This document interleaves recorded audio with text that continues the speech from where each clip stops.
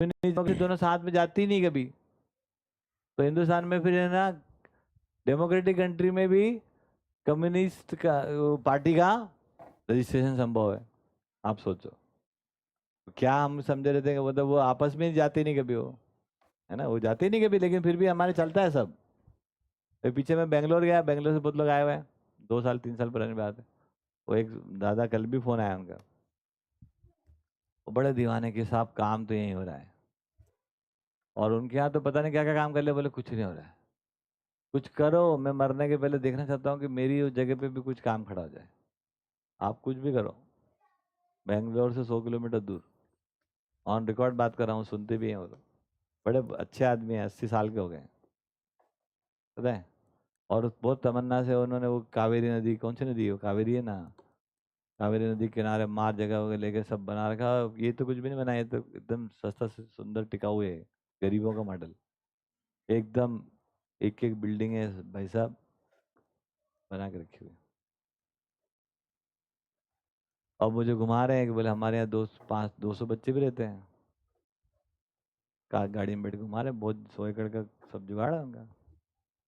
तो बोले ये देखो सर, ये हमारे यहाँ हम 4 वेद पढ़ाते हैं। बहुत बढ़िया, पढ़ाओ।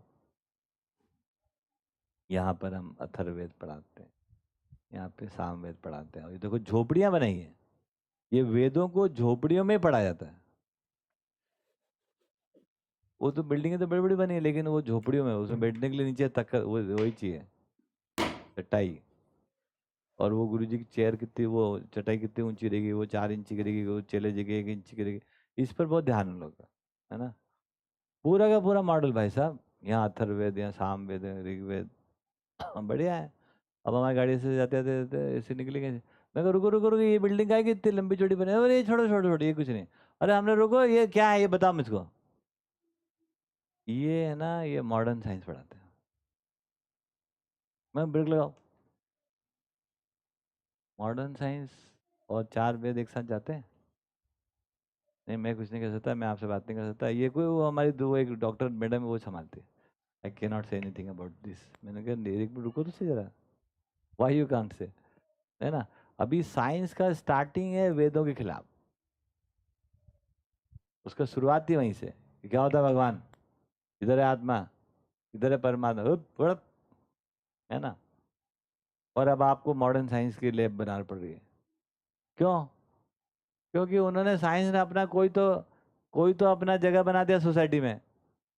प्रचलित साइंस ने कुछ तो ठीक कर दिया, और आपकी जड़ें हिला दी है ना। ऋग्वेद, अथर्ववेद, सामवेद, ऐसा नहीं करा उसमें कुछ नहीं था, लेकिन कहीं ना कहीं क्वेश्चन तो खड़ा कर ही दिया कि भाई साहब पूरा था कि नहीं था, है ना।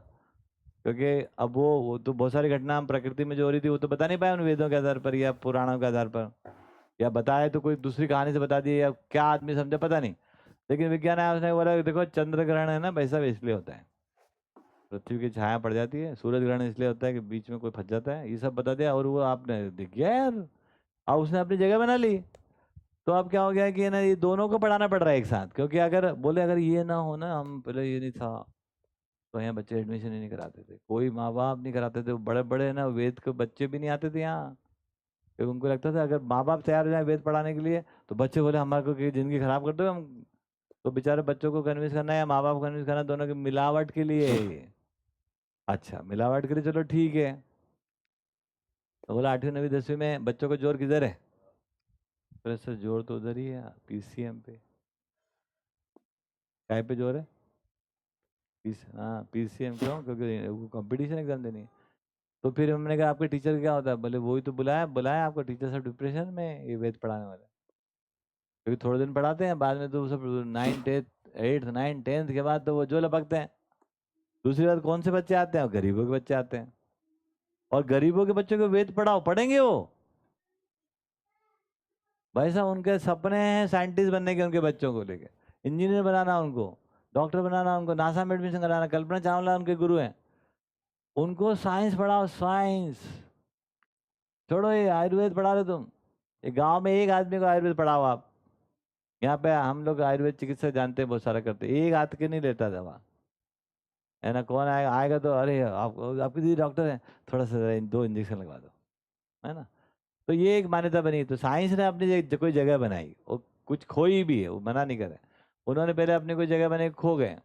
अब आप दोनों को मिला भी दो तो यू नॉट गेटिंग आंसर। और मानसिकता ऐसी फंसी पड़ी, इतना कॉम्प्लेक्स हो गया हो कि बच्चे ऊपर के सांस ऊपर हो रही है उनके, क्या करके रहे तुम, है ना। अथर्ववेद आप पढ़ा रहे हो, और आपका अर्थशास्त्र तो कहाँ का कहाँ जा रहा है। वहां तो एडम स्मिथ घुसा हुआ है ना। एडम स्मिथ के मॉडल पे काम कर रहे हैं हम इंडिया में पूरे। अच्छा, आप बोलते हो कि हमारे हिंदुस्तान में तो क्या था, हमारा 4 वर्ण 4 आश्रम हम वापस लाएंगे। मेरा चैलेंज ला ही नहीं सकते आप। क्यों? 4 वर्ण 4 आश्रम तो बत्ती लग गई, पैक हो गया वो। आज की तारीख में पूरी दुनिया में कौन सा मॉडल ऑफ अरेंजमेंट क्या है?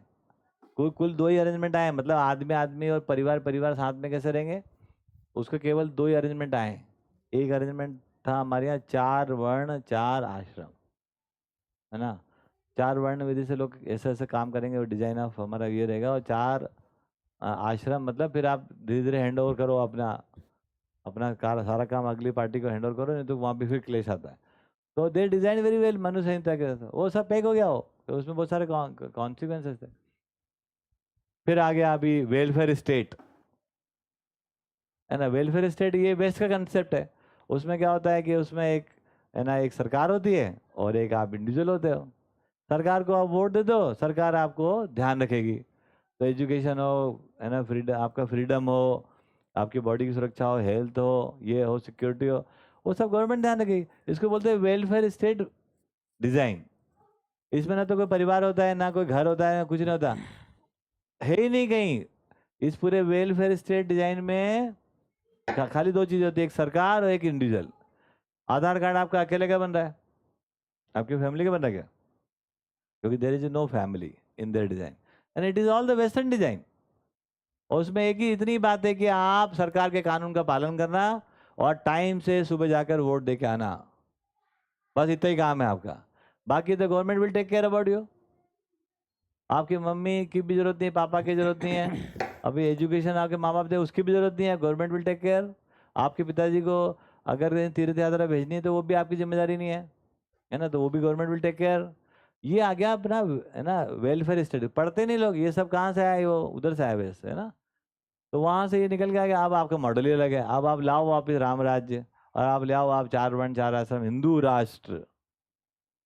हिंदू राष्ट्र बने आप सब, आपके घर तो सब यूरोपियन बने हुए हैं, आपका ऑफिस तो सब यूरोपियन बना हुआ है, और हिंदू राष्ट्र बन जाए।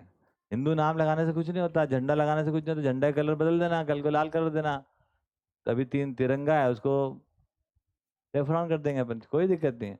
कर सकते रंग, रंग तो कभी उससे वो बनता नहीं हो, क्योंकि 4 वर्ण 4 आश्रम से ये ऊपर का डिजाइन है, लेकिन इसके ऊपर का चाहिए अपने को। 4 वर्ण 4 आश्रम बहुत ही नीचे का डिजाइन था, बहुत ही जंगल युग का डिजाइन। उसने बहुत अच्छा काम किया, और जाके वो अटक गया कहीं पर। उस जमाने में ठीक रहा वो, उसके बाद ये आ गया, और ये भी अपर्याप्त है। तो हमको ये समझ में आ जाए कि ये सारा का सारा कार्यक्रम है ना, वो धीरे धीरे इवॉल्व हो रहा है, पीछे ले जाके ठीक नहीं कर सकते हम। हर चीज में हमको लगे पीछे सब ठीक ही था, तो मैं उसके लिए बार बार बोलता हूँ कि पीछे सब ठीक था मतलब हमारा पीछे का, सबसे पीछे का आदमी जंगल में खड़ा है, उसके पास तो कपड़ा भी नहीं है अभी। Is it right? तो पीछे जाने से और आगे भागने से नहीं हो रहा है कुछ, चीजों को ठीक से अल्टरनेटिव वे से समझने की बात। ठीक है बात, ये बात समझ में आती है?